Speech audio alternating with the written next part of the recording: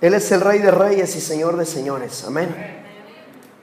Y hoy le quiero compartir justamente sobre varias cosas, varios puntos importantes acerca del plan de Dios en relación a la capacitación del Espíritu Santo. Pero sí requiero de verdad de su absoluta atención y disposición, porque tengo que decir mucho en tan poco tiempo. Y en realidad son cosas muy importantes. El Espíritu Santo no nos ha dejado brincar este tema. Es decir, está enfatizando, nos está llevando, nos está guiando a hablar acerca de este tiempo y de este tema de la capacitación, de la llenura del Espíritu Santo. ¿Cuántos dicen amén? ¿Sí? ¿Está aquí conmigo todos? Sí, regálenme su atención, por favor. Porque venimos a este lugar a llenarnos, pero también venimos con el objetivo de ser capacitados, de ser entrenados, de crecer, de avanzar. Amén. No solamente de pasar un rato agradable, de yo me congrego a tal lugar y tengo que ir el domingo o tengo que ir el sábado. No, usted viene porque usted tiene un propósito en Cristo. Usted tiene un plan en Cristo. Y si usted no está en ese propósito en Cristo, usted está perdiendo el tiempo. Yo lo estoy perdiendo si no estoy en ese plan y ese propósito. Amén.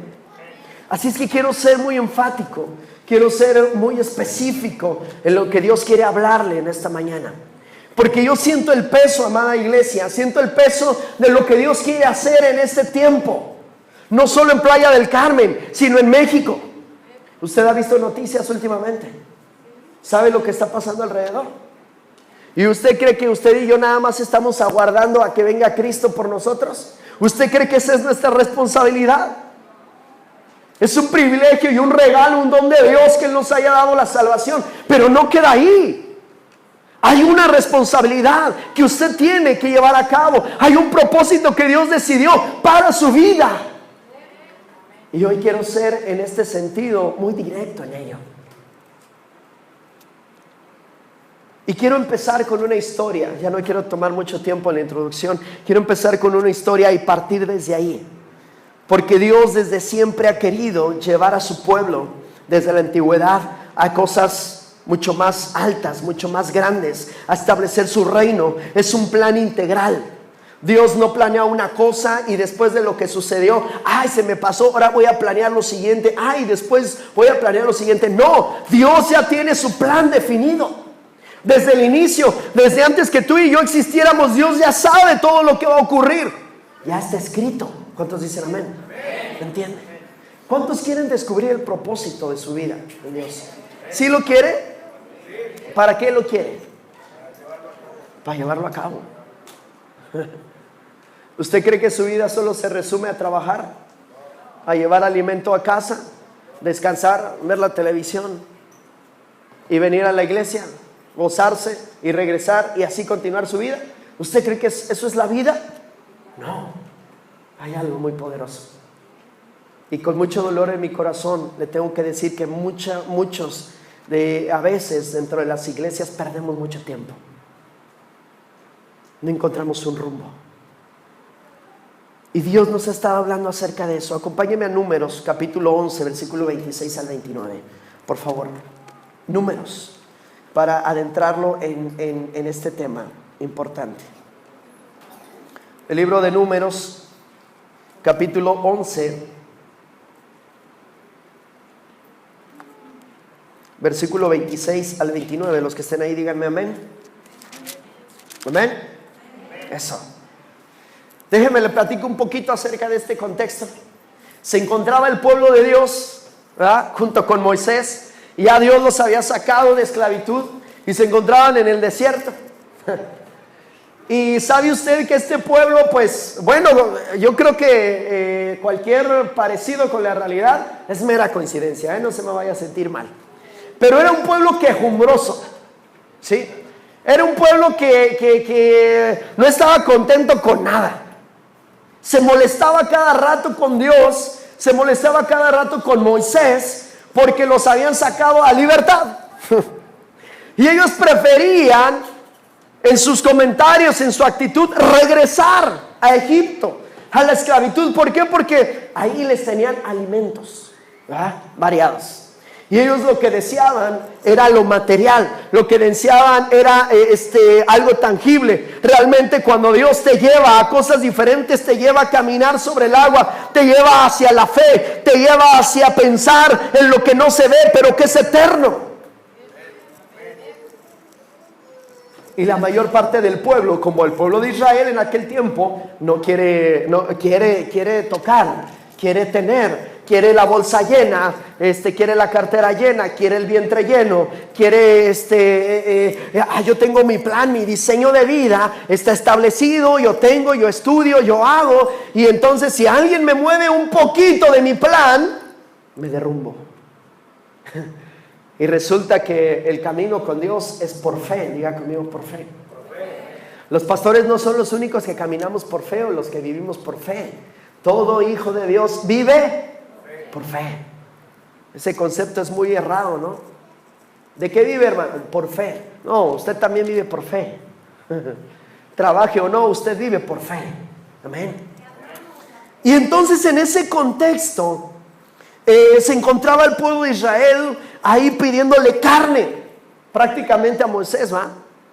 Oye, pues es que ya puro maná, pan y pan y pan y pan y pan y pan, y pues ya queremos otra cosa de comer. Ellos estaban hartos del pan, ellos querían carne, ¿verdad? Después de los milagros que habían visto con Dios, de cómo los sacó con mano fuerte de Egipto, después de ver toda su grandeza, cómo preservó su vida, después de cuánta cosa, después de ver que cada milagro, cada día, cada mañana, el pan descendía, el maná del cielo descendía para que ellos comiesen, al final había algo que no los tenía contentos. Ellos querían carne. Entonces en ese contexto, fíjese nada más, Moisés ya estaba cansado, estaba un poquito harto y tiene ahí un diálogo con Dios. Pero fíjese, quiero llevarlo al versículo 26 al 29. Acompáñeme, por favor.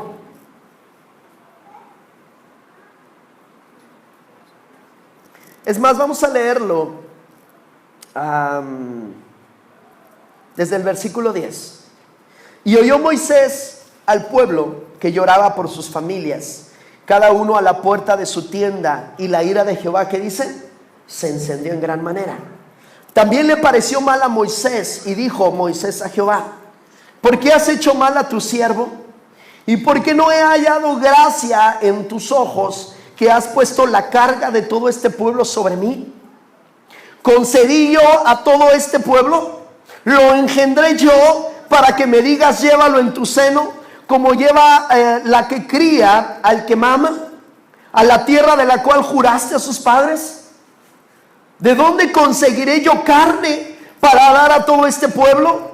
Porque lloran a mí diciendo, danos carne que comamos. No puedo yo solo soportar a todo este pueblo, que me es pesado en demasía. Y si así lo haces tú conmigo, yo te ruego que me des muerte, si he hallado gracia en tus ojos, y que yo no vea mi mal. ¿Se imagina usted el peso que sentía Moisés? Yo creo que los pastores, en cierto sentido, en cierto momento, hemos sentido esta parte, Señor. Y yo le decía a Dios, para los que vinieron ayer en la oración, yo le recordaba esto en la oración. Yo le decía, Señor, no quiero ser insolente delante de tu presencia, pero por el amor de Dios, que yo engendré a este pueblo. Yo engendré esta iglesia. Yo les di salvación. Ustedes me pertenecen. Su espiritualidad me pertenece. Su salvación depende de mí. ¿Y sabes por qué uno piensa eso, iglesia? Porque uno siente el peso de lo que significa esto, de lo que significa el camino con Dios. Cuando la iglesia no quiere marchar, o cuando la iglesia está titubeante, o cuando la iglesia, a pesar de los milagros que ha visto con Dios y todo lo que ha ocurrido, y todavía en ciertos momentos nos quejamos, o en ciertos momentos no respondemos a Dios como Él espera que respondamos, en fe, en convicción, en trabajo, en adoración, en llenura, en estar pendientes de Él, del plan de Dios. Y llegó un momento en que yo, así como Moisés, ayer le decía a Dios, Señor, no quiero parecer insolente, pero este pueblo no me pertenece.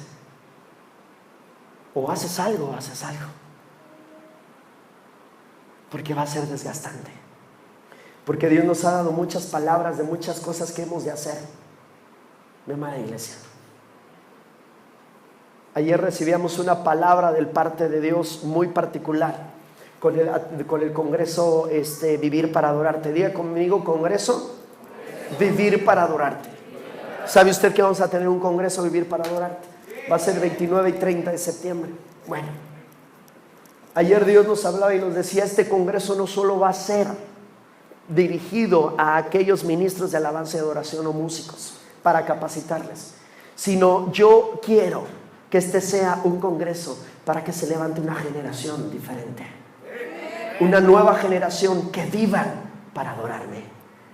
Entonces, cuando Dios nos estaba dando esta palabra, al final mi corazón temblaba, porque decía: los eventos que se vienen encima, las cosas que Dios está estableciendo, no son cosa fácil.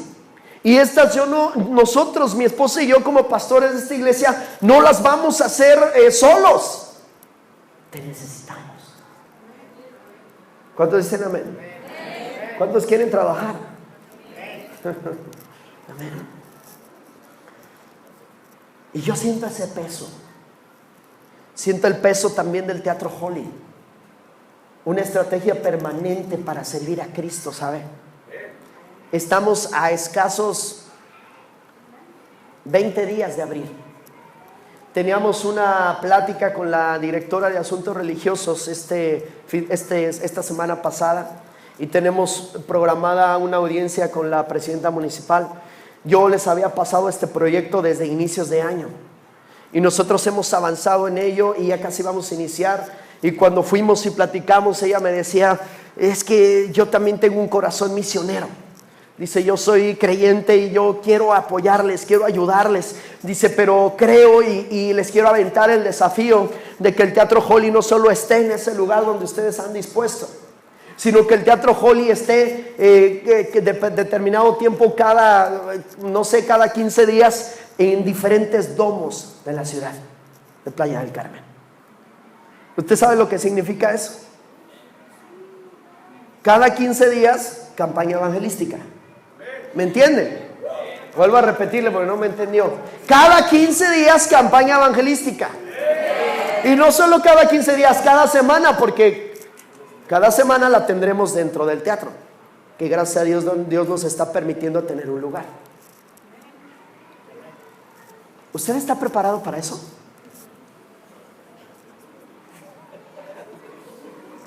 O usted va a decir: pues ahí el pastor y la pastora, pues Dios les bendiga.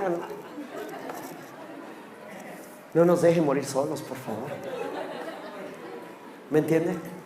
Siento el peso de lo que Dios nos está hablando, nos está poniendo, hacia dónde nos está dirigiendo, amada iglesia. Y eso usted lo debe de sentir también.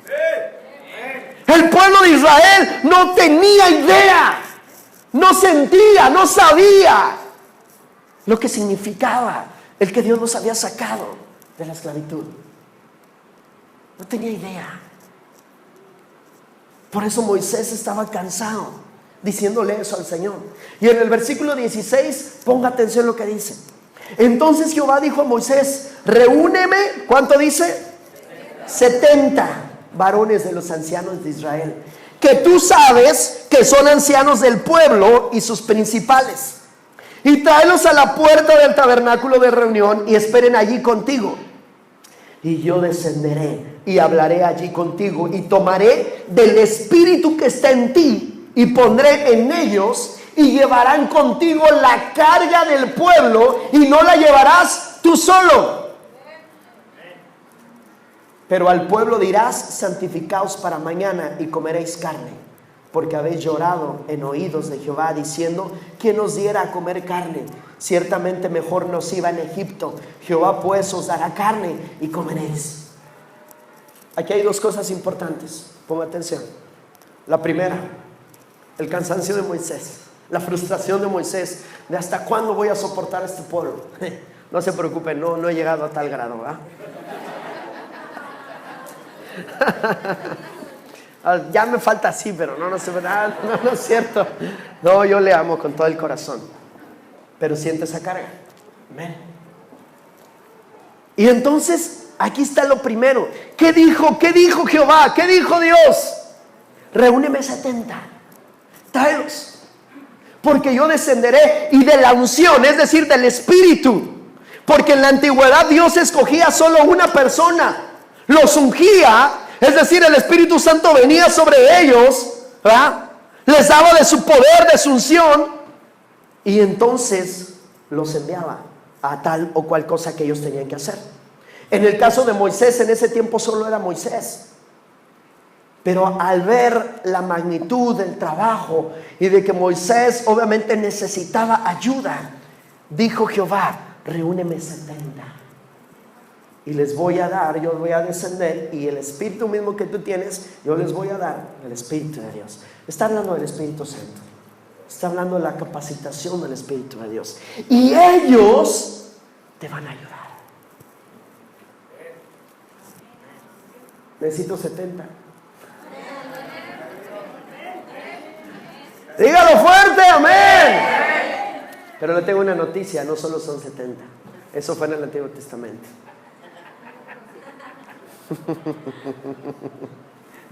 Pero me entiende de qué se trata.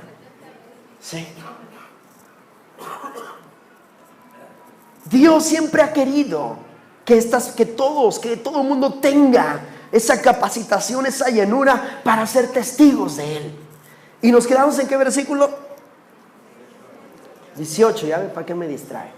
Y entonces versículo 19. Dice: no comeréis un día, ni 2 días, ni 5 días, ni 10 días, ni 20 días, sino hasta un mes entero, hasta que os salga por las narices y la aborrezcáis, por cuanto menospreciasteis a Jehová, que está en medio de vosotros, y llorasteis delante de Él, diciendo: ¿para qué salimos de acá de Egipto?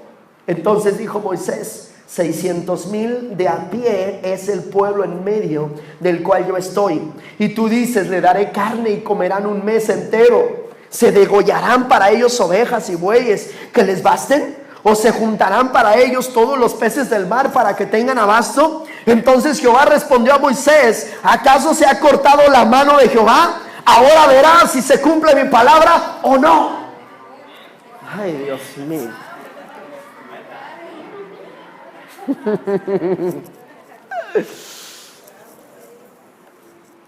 Cuando Dios nos manda a hacer cosas como el Congreso, cuando Dios nos manda a hacer cosas como Holly, y uno dice: es mucho trabajo, Señor, ¿cómo le voy a hacer? ¿De dónde me voy a sacar el dinero? Y cuando leí esto dije: no, Señor, yo no he dicho nada. Yo me callo, porque ¿acaso se ha cortado la mano de Jehová para tu vida? ¿Acaso Él no tiene poder para darte los recursos necesarios, iglesia? Y te lo voy a decir, y voy a empeñar la palabra de Dios.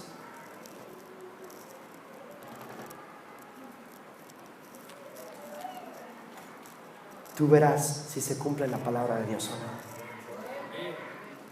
Y Dios fue lo que le dijo a Moisés: no seas incrédulo en lo que Dios nos ha mandado a hacer. Amén. Dale un aplauso a Jehová fuerte.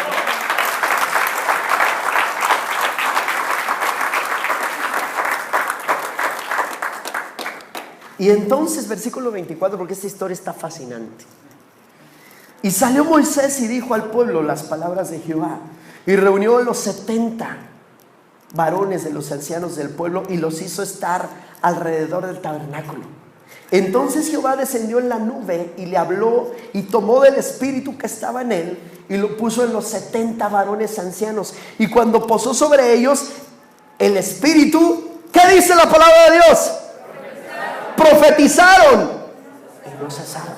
Moisés ya no estaba solo, ya había 70 más que llevaban la carga del pueblo, que profetizaban, que tenían palabra de Dios. Dios me decía en esta mañana: yo deseo en mi corazón levantar un pueblo grande, un pueblo de profetas. Pero no se equivoque, porque esto es importante lo que voy a decir.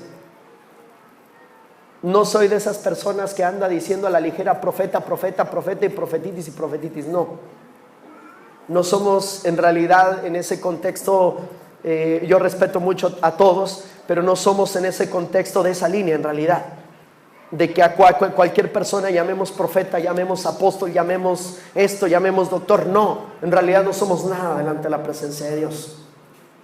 Si hay alguien que verdaderamente es profeta, no lo diga, sirva a la iglesia, pero conforme a la palabra de Dios. Mas sin embargo sí hay en un profundo deseo en mi corazón, de acuerdo a la palabra de Dios, que se levante de aquí un pueblo de profetas, pero de verdaderos profetas. Es decir, aquellas personas que comunican la voluntad de Dios, aquellas personas que son portadores de la palabra de Dios, de la voluntad de Dios, de los designios de Dios, guiados y dirigidos por su palabra, no por sus tendencias o sus deseos. ¿Me entiende? Quise hacer esa aclaración. Pero aquí hay algo tan hermoso y tan interesante, porque ellos profetizaron y no cesaron.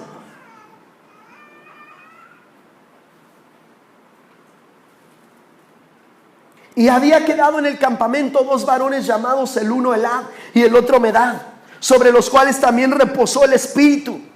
Estaban estos entre los inscritos, pero no habían venido al tabernáculo, y profetizaron en el campamento.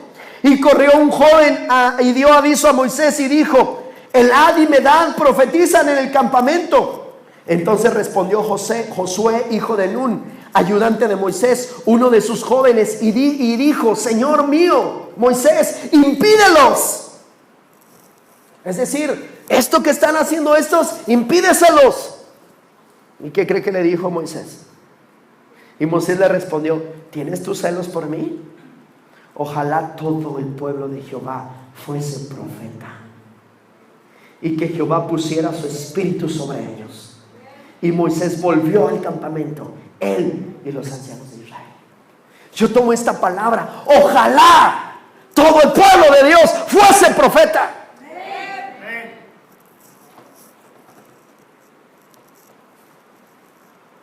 Era un deseo de Moisés profundo. No el hecho de que fuesen profetas, no se me pierda. El hecho de que el Espíritu los llenara y los levantara para edificar al pueblo. ¿Se imagina? Ya no dependerían de una persona, sino dependerían de 71. Es decir, en estos últimos días Dios está levantando un ejército de personas, pero Él no quiere personas solamente que han abrazado la salvación y están aguardando la venida de Jesucristo. No, Él quiere un ejército de personas de aquellos que el Espíritu Santo ha venido sobre ellos y los ha llenado, y son personas que comparten su palabra con unción, con poder, que dan libertad a los cautivos, vista a los ciegos, que están estableciendo el reino de Dios. Esa clase de ministros quiere Dios.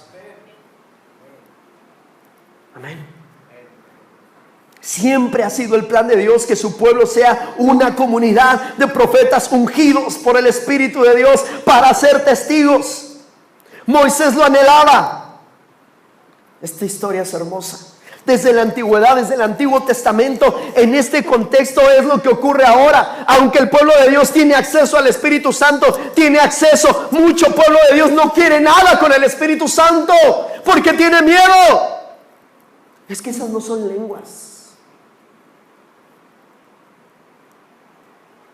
Y nada más hablan de lenguas y salen disparados corriendo.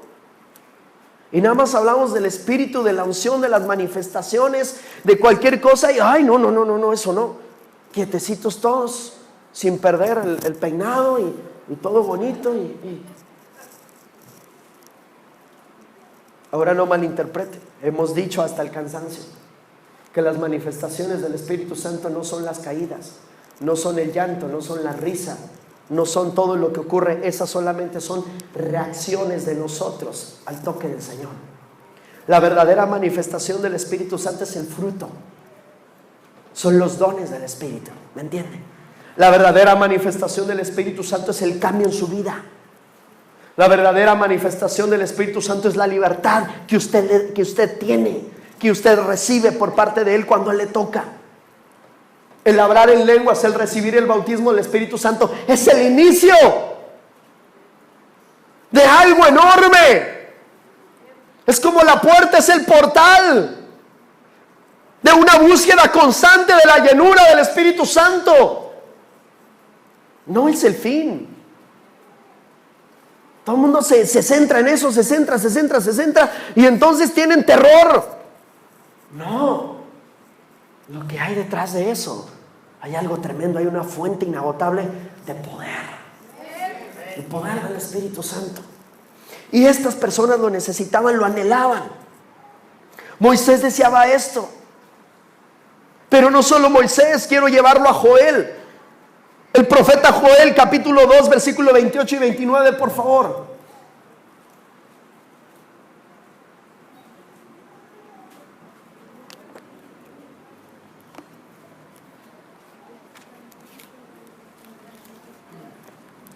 Joel, capítulo 2, versículo 28 al 29. ¿Ya está ahí conmigo?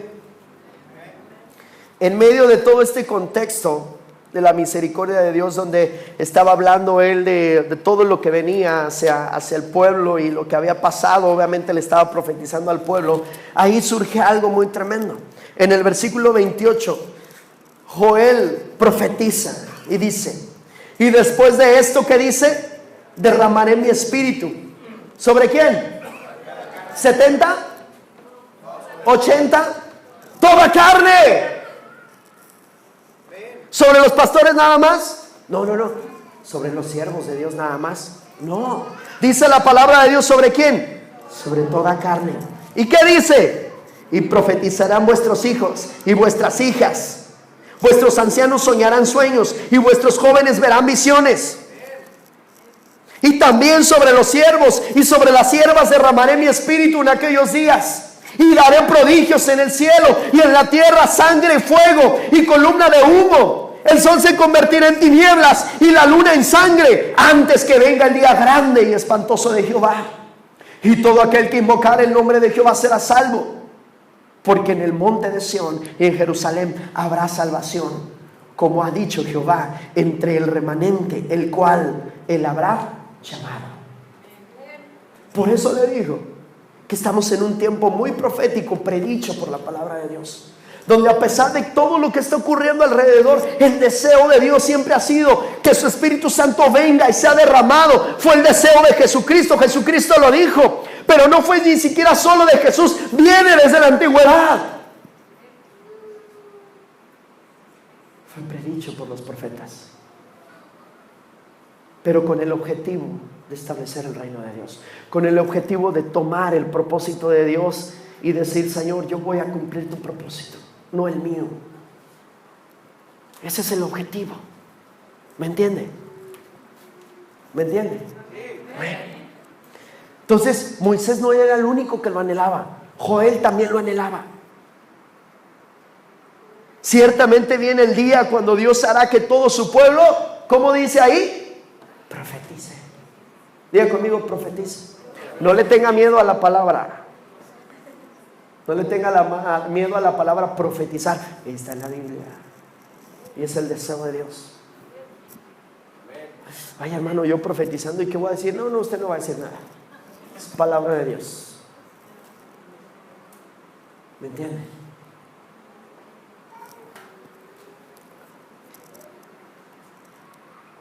Y obviamente, de acuerdo al orden de Dios, no es como ocurría en Corintios, que por tal motivo Pablo tuvo que poner orden, ¿verdad? Pero eso no quita el hecho del deseo de Dios. La promesa se cumplirá y le seguirá un tiempo de cosecha espiritual. Después de ese derramamiento del Espíritu Santo, está ligado, ponga atención, a un tiempo de cosecha espiritual, un tiempo de cosecha grande de almas. Por eso es que Dios desea llenarle, por eso es que Dios desea capacitarle, por eso es que Dios desea tener un encuentro contigo mayor y que el Espíritu Santo te llene, te transforme. Y no solamente fue Joel, Pedro, después del derramamiento del Espíritu Santo, ahí en el capítulo 2, lo estableció. Tú sabes que también Jesucristo lo dijo: os conviene que yo me vaya. Y además les dijo a los discípulos en otro pasaje, les dijo: pero recibiréis poder cuando haya venido sobre vosotros el Espíritu Santo, y me seréis testigos.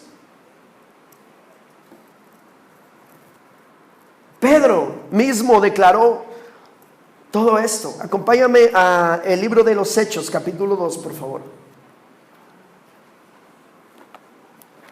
Hechos capítulo 2.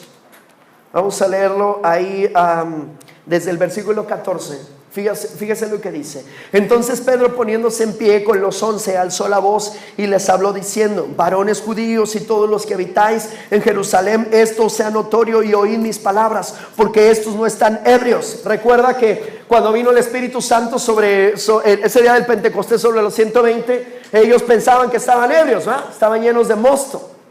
¿Por qué? Porque el Espíritu Santo había venido sobre ellos y ellos estaban hablando en otras lenguas y parecía que estaban ebrios. Y Pedro se levanta a dar este discurso y dice: ellos no están ebrios, como vosotros suponéis, puesto que es la hora tercera del día. Mas esto es lo dicho por el profeta Joel: y en los postreros días, dice Dios, derramaré de mi espíritu sobre toda carne.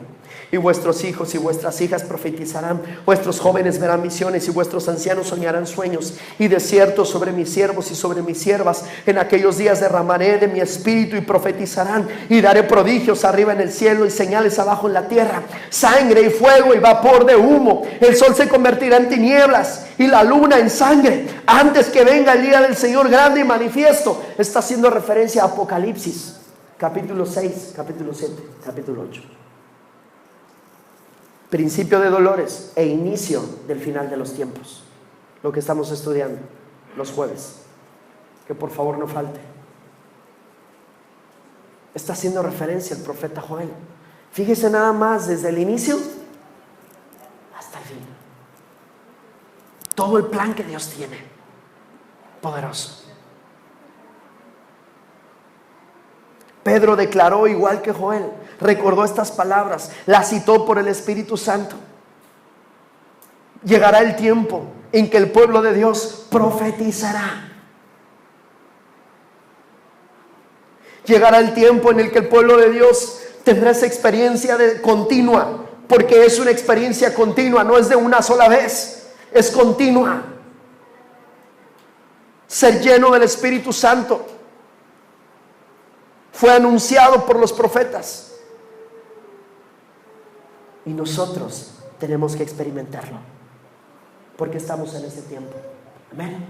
Ahora quiero hacer aquí un paréntesis y quiero que ponga mucha atención, porque por muchos años el ministerio profético o la profecía ha sido ignorado o malinterpretado. Hay mucha duda ante esto. Y cuando hay duda, cuando no hay un conocimiento real, verdadero, lo único que hay son complicaciones, desórdenes y cuánta cosa hay. Pero Dios establece esto. Muchos han pensado que estaba limitado al Antiguo Testamento. En algunos casos lo dicen. Otros han pensado que está limitado ciertamente solo a los siervos de Dios. Pero la realidad es que la palabra de Dios dice que en los últimos días se derramará de su espíritu sobre toda carne. Y tus hijos y tus hijas profetizarán.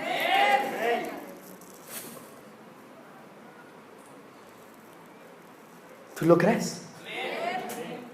Que tu hijo se levante y te diga: papá, ay mamá, dice el Señor, ay Dios, ¿qué dice mi hijo?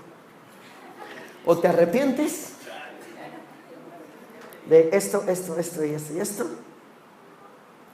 o viene por ti. Imagínate que tu hijo te diga eso. Imagínate que tus hijos, y no solo eso, estoy hablando de los hijos, sino de todo lo que dice aquí la palabra de Dios. Siervos, siervas, ancianos soñarán sueños, verán visiones, los jóvenes verán visiones.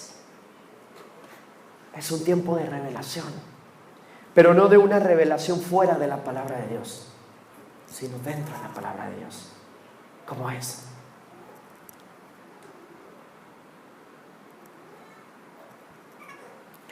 En Efesios capítulo 4, Pablo declara que el segundo de los dones del ministerio es necesario para preparar al pueblo de Dios para la obra del ministerio y para llevarnos a la madurez. ¿Cuál es ese segundo? El de profeta. Y la definición quiero compartírtela. Un profeta es alguien que habla por Dios. El decir soy profeta no es decir wow, soy profeta, es un título. No, yo lo gané. No. Es una responsabilidad muy fuerte.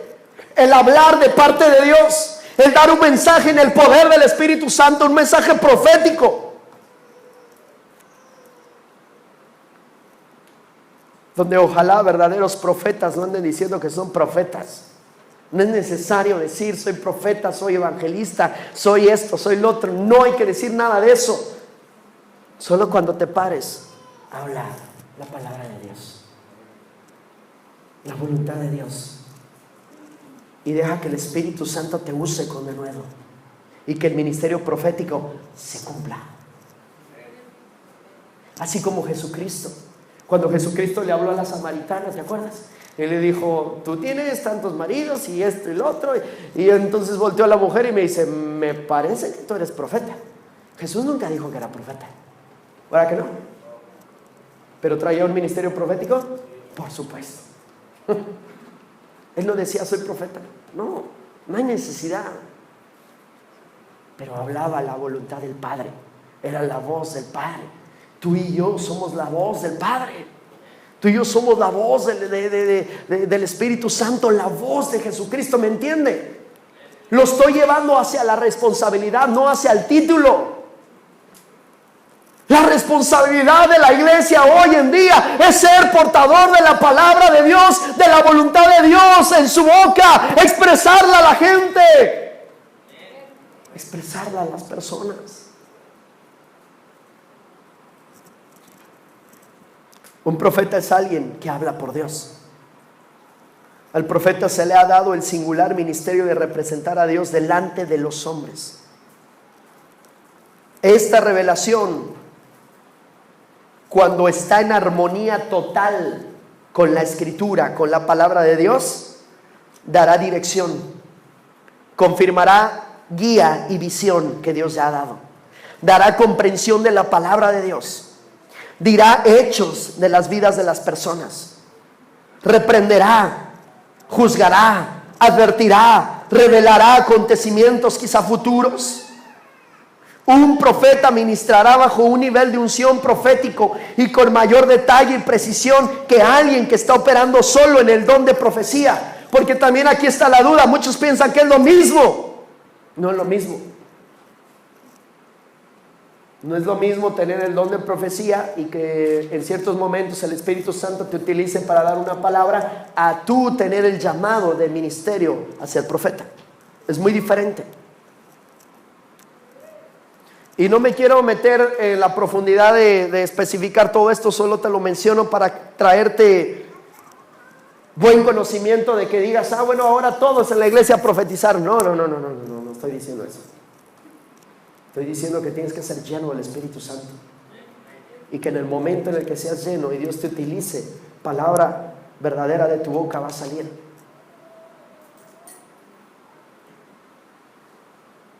Y nosotros sabemos, aquellos que han tenido la experiencia con Dios y conocen su palabra, sabemos identificar por el uso de los dones, por el discernimiento, cuando verdaderamente alguien habla por Dios o cuando alguien está hablando por su cuenta.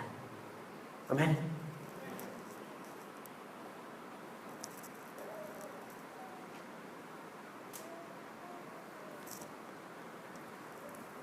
Un profeta nunca debe de hablar sus propios pensamientos o confiando en su propia sabiduría. Solo debe hablar cuando Dios le hace directamente a través de él. ¿Me entienden? Es una responsabilidad fuerte. Pero quiero decirle lo siguiente. Ese era el deseo de Moisés. Eso fue lo que predijo Joel. Eso fue lo que ocurrió en el día de Pentecostés. Eso era lo que Jesucristo había dicho. No se vayan. Eso es lo que ocurrió y eso es lo que Pedro confirmó para toda carne. ¿Cuántos quieren esa responsabilidad? ¿Cuántos quieren esa responsabilidad? Amén. Gloria a Dios. Y los que no la levantaron, gloria al Señor también. Porque aunque no la levante, es su responsabilidad. ¿Me entiende? Usted es pueblo de Dios y usted es responsable de ser portador de la voz de Dios. Se acabaron los amenes. Pero justamente regresemos al punto, al deseo, tanto de Moisés como de Joel, como de Jesucristo, Pedro, Pablo, todos ellos, todo lo que fue predicho. Pero recibiréis, diga conmigo, poder. Amén. Y me seréis testigos. Ese es el punto principal, ¿verdad? Porque todos debemos de ser llenos. La palabra poder en el original, en el griego, cuando está hablando ahí en Hechos 1:8, se traduce como dunamis. Diga conmigo dunamis. Más fuerte, dunamis. Eso quiere decir poder. Y cuando está hablando de ser testigos, repita conmigo, se traduce como martus. Más fuerte, martus. ¿Qué quiere decir? Mártir. ¿Me entiende? Entonces, aquí hay dos palabras muy interesantes que quiero revisar con usted acerca de eso, de lo que vino sobre aquellos que empezaron a profetizar, que empezaron a ser guiados por el Espíritu Santo, que empezaron a poner sus manos sobre los enfermos y empezaron a sanar, que hablaban la palabra de Dios con denuedo. Tenemos que estudiarlo.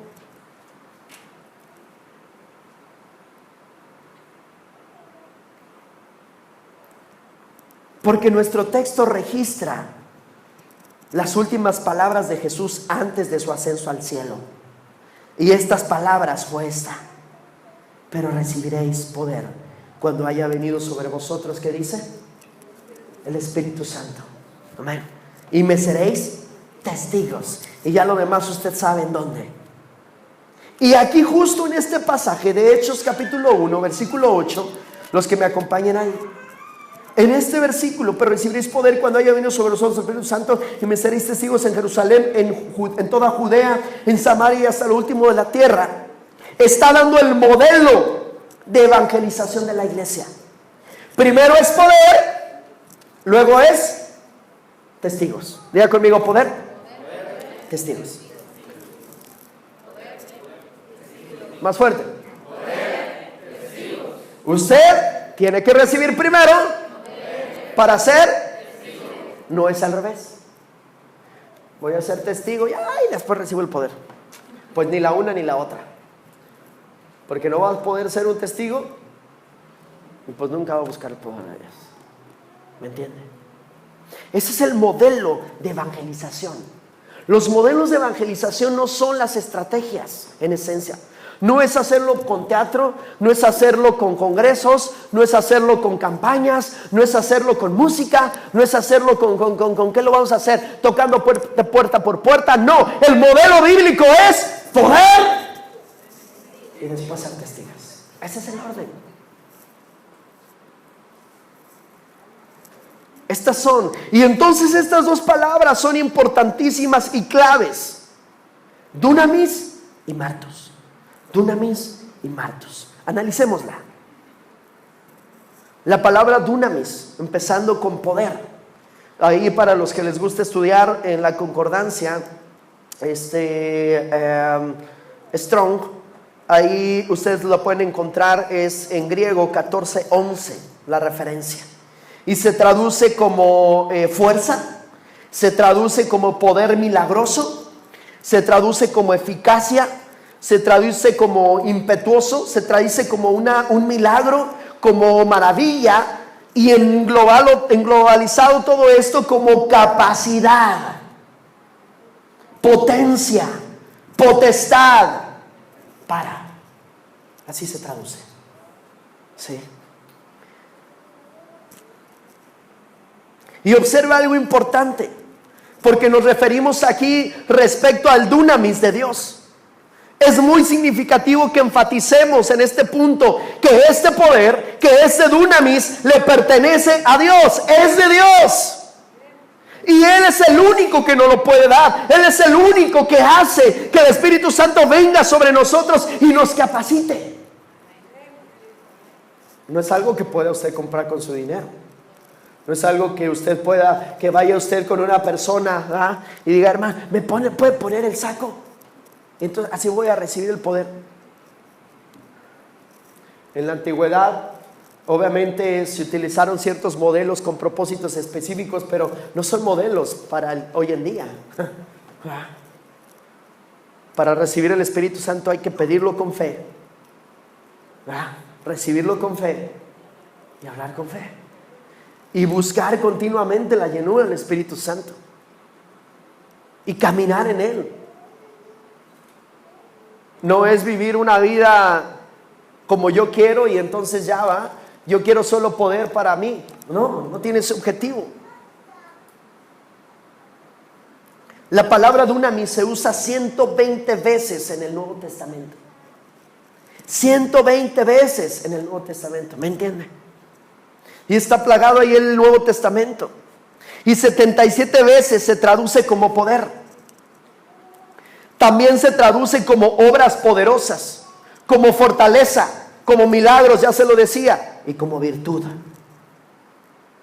En su amplia definición, la palabra dunamis significa fortaleza, poder o habilidad. Un poder interno que viene a ti para desarrollar y establecer el reino de Dios en esta tierra. Es poder que reside dentro de ti en virtud de su naturaleza. Y su naturaleza es divina. Su naturaleza es espiritual. No es humana.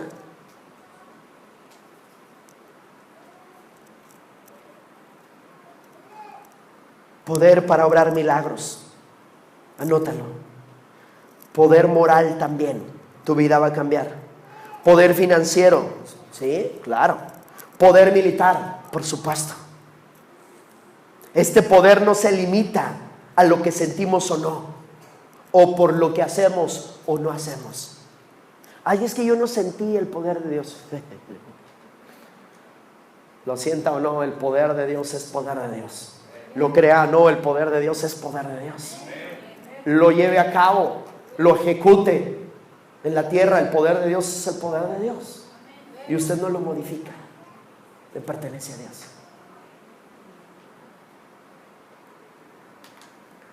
Es el dunamis de Dios que abarca todo. Y se manifiesta en testigos poderosos, que incluyen señales, maravillas, poder moral y excelencia del alma. Es ese poder que Dios desea darnos. ¿Cuántos quieren ese poder?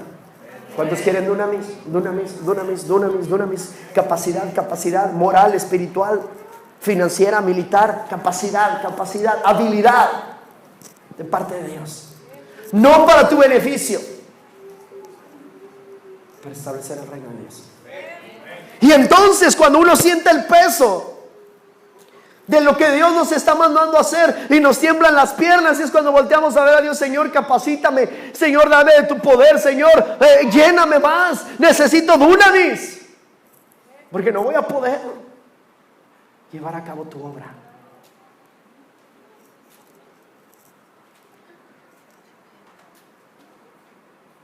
El dunamis de Dios que obra entre las naciones del mundo, obra en África, obra en las etnias, obra en México, obra en Estados Unidos, obra en China, obra en Rusia, en todos los países, en Corea del Norte, en Siria. El poder de Dios, el dunamis, puede obrar ahí. ¿Me entiende? Penetra las barreras del idioma, penetra las barreras del corazón, quiebra cualquier yugo que se interponga. El poder de Dios. Nuestra familia, penetra nuestra familia. Eso es lo que Dios desea darnos y capacitarnos. Amén. Y nosotros deseamos y lo necesitamos. Por eso cuando Moisés necesitaba ayuda, ¿qué le dijo Jehová? Tráeme 70. ¿Para darles qué? Poder, espíritu. ¿Por qué? Porque con que convoque 70 ancianos, es decir, gente madura, gente que tenga sabiduría y que lo pueda hacer, ¿ya lo va a hacer? No. ¿Usted cree que puede ser testigo sin el poder del Espíritu Santo? Ahí me cuenta cómo le va. No, porque el modelo de Dios es primero poder, luego ser testigos. La otra palabra que dijimos, ¿cuál era? Testigos. ¿Cuál es? Martus. La referencia 31:44 en el griego, ahí en la concordancia Strong, que quiere decir, se traduce por, así simple, mártir. Diga conmigo, mártir. Ay Dios, se pone la cosa seria. La palabra martus se usa 34 veces en el Nuevo Testamento. 29 veces se traduce como testigo y también se traduce como mártir y registro, de acuerdo a su contexto. Un testigo da testimonio a través de las palabras, acciones y sacrificios. Vuelvo a repetirlo. Un testigo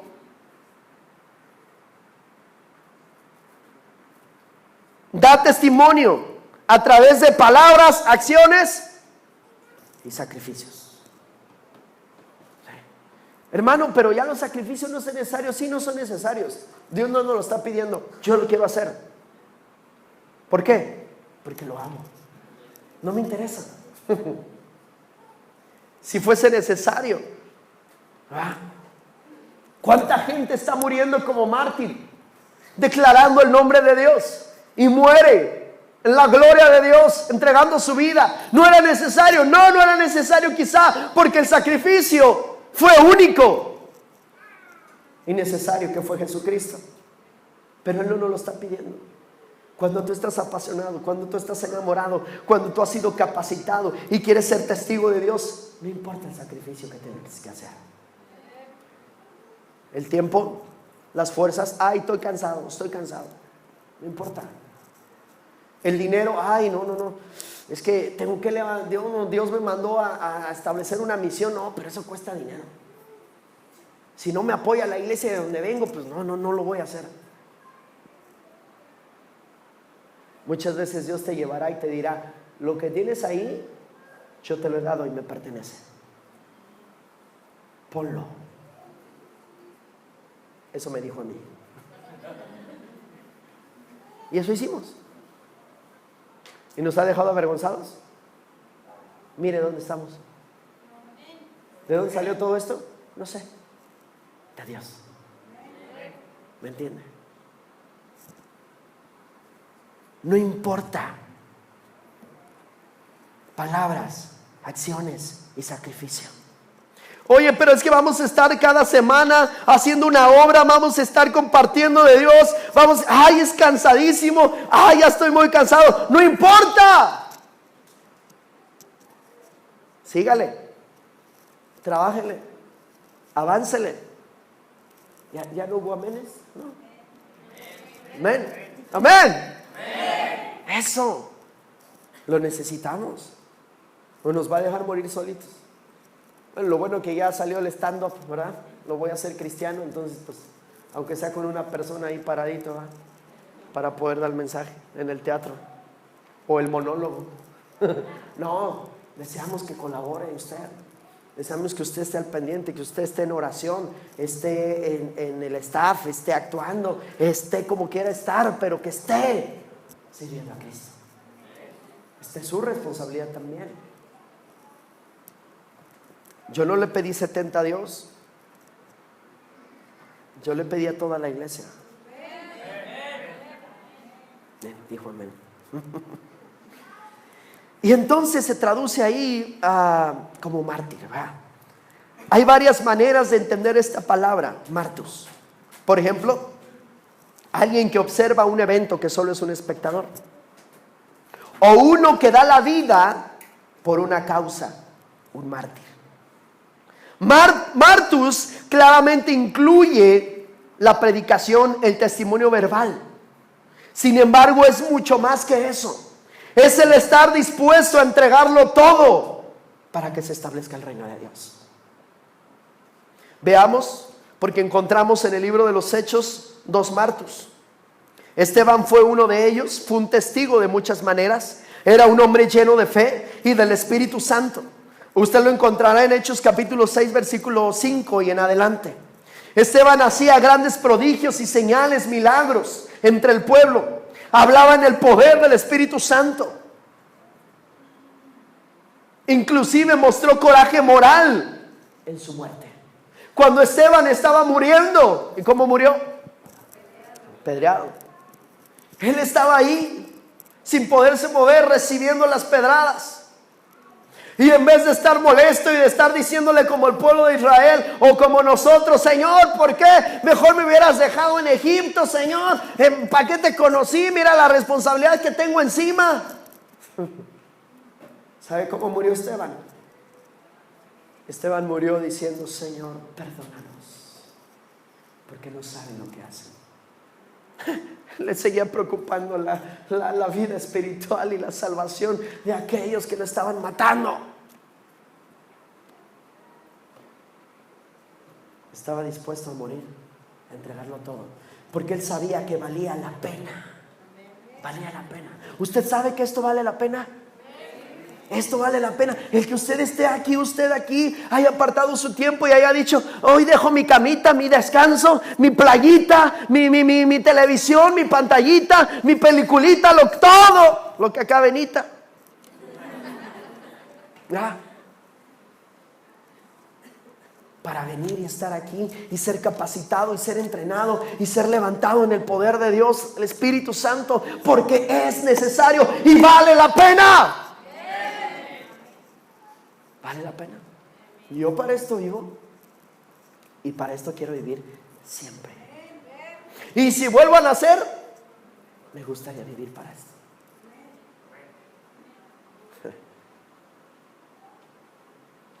¿Me entiende? Vale la pena. Vale la pena. Medítelo. Dígase a usted mismo: vale la pena. En el pensamiento. Ay, Dios, ya se me fue el tiempo, Padre. No importa, vale la pena.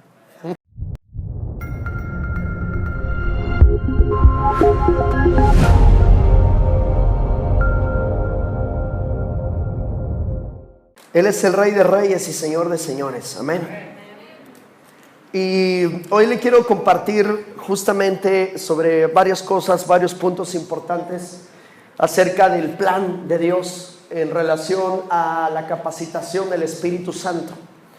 Pero sí requiero de verdad de su absoluta atención y disposición, porque tengo que decir mucho en tan poco tiempo. Y en realidad son cosas muy importantes. El Espíritu Santo no nos ha dejado brincar este tema. Es decir, está enfatizando, nos está llevando, nos está guiando a hablar acerca de este tiempo y de este tema de la capacitación, de la llenura del Espíritu Santo. ¿Cuántos dicen amén? ¿Sí? ¿Está aquí conmigo todos? Sí, regálenme su atención, por favor. Porque venimos a este lugar a llenarnos, pero también venimos con el objetivo de ser capacitados, de ser entrenados, de crecer, de avanzar. Amén. No solamente de pasar un rato agradable, de yo me congrego a tal lugar y tengo que ir el domingo o tengo que ir el sábado. No, usted viene porque usted tiene un propósito en Cristo. Usted tiene un plan en Cristo.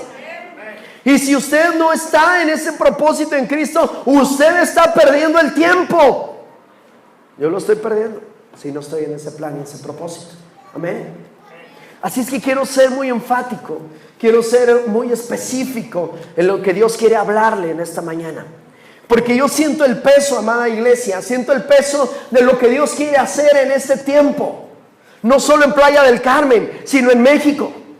Usted ha visto noticias últimamente. ¿Sabe lo que está pasando alrededor? ¿Y usted cree que usted y yo nada más estamos aguardando a que venga Cristo por nosotros? ¿Usted cree que esa es nuestra responsabilidad? Es un privilegio y un regalo, un don de Dios que Él nos haya dado la salvación. Pero no queda ahí.